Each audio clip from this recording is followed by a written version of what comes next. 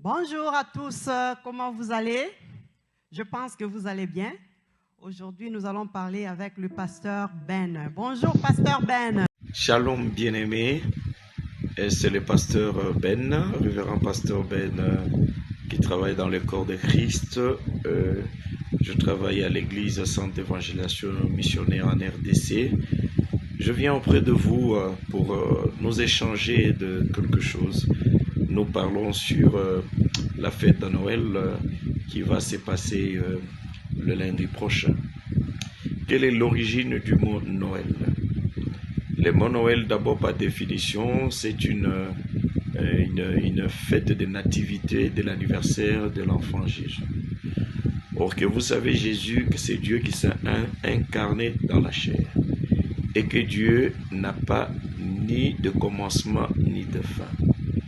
Fêter l'anniversaire de Jésus, c'est une erreur, mais Dieu n'a pas de début et de fin. C'est pourquoi la foi retient la mort et la résurrection du Seigneur et ne met pas beaucoup d'accent sur la naissance de Jésus. La naissance de Jésus était contestable. L'histoire retient que Jésus est déjà là. Nous rendons grâce au Seigneur, peu importe des petits jaloux et qui hésitent encore de cette histoire, qui pensent que c'est une histoire passée, des inventions, mais dans leur cœur, ils savent que les œuvres du Messie ont été accomplies. Alors, parmi l'Église primitive, lorsque l'empereur Romain II il s'est converti au christianisme, et l'empereur Laurent II, qui est né en 467 et qui est mort le 17 novembre en 474. Vous savez, avec la conversion de nouveaux venus qui viennent des fausses religions et que sa position était très imposante. Le mot Noël II, c'est le même nom que Léon II. C'est Léon qu'on a renversé à Noël. Donc d'abord, Noël, c'est une fête païenne qui était l'anniversaire de l'empereur Léon II. Et en Égypte, le 25 décembre, on célébrait également la fête du Dieu Soleil. Alors par convention, et l'empereur et le croyant, chacun trouvait un profit pour les autres. Il fêtait la fête de Jésus. Pour Léon, de son côté, il fêtait le 2. Et sa date de naissance, son anniversaire et la naissance de Jésus. C'est conventionnel, c'est déjà arrivé. Noël, la deuxième petite préoccupation, n'a pas de sous-bassement biblique. Parce que quand vous prenez votre Bible, dans Matthieu chapitre 2, la Bible dit que Jésus était né à Bethléem, en Judée, au temps du roi Hérode. Voici les mages d'Orient arrivèrent et suivirent des étoiles. Or que le mois de décembre, c'est un mois où il y a la neige qui tombe.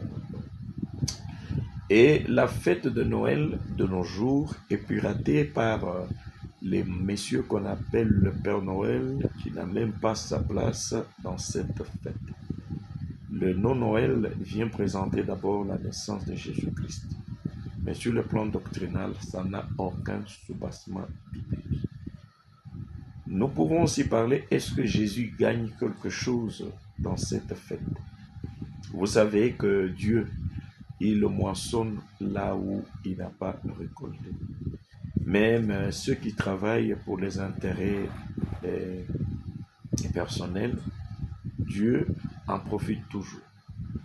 2 Corinthiens, chapitre 2, verset 16, dit au sujet d'une fête d'une nouvelle lune, que je vais lire rapidement, que personne donc ne vous juge au sujet du manger ou du boire, au sujet d'une nouvelle fête ou d'une nouvelle lune ou des sabbats.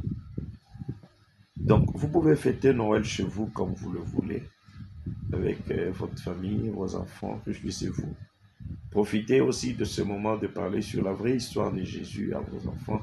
N'attendez pas que la télévision le fasse à votre place. Méditez-y. Également, vous savez que dans Jean chapitre 4, verset 38, il est dit Je vous ai envoyé moissonner ce que vous n'avez pas travaillé, d'autres ont travaillé, vous êtes entrés dans leur travail. Le monde entier, le 25 décembre, se souviendra toujours de la naissance de l'enfant Jésus, la venue du Messie sur la terre. C'est un profit, un message qui est renouvelé chaque année. C'est une date purement conventionnelle. Il y a des églises qui ne fêtent pas la fête de Noël. Que vous fêtez, que vous ne fêtez pas. Noël restera un jour férié. Que feriez-vous ce jour férié? Je pense parler de la naissance, de la vraie histoire de la naissance de Jésus n'est pas un péché. N'est pas quelque chose de pire.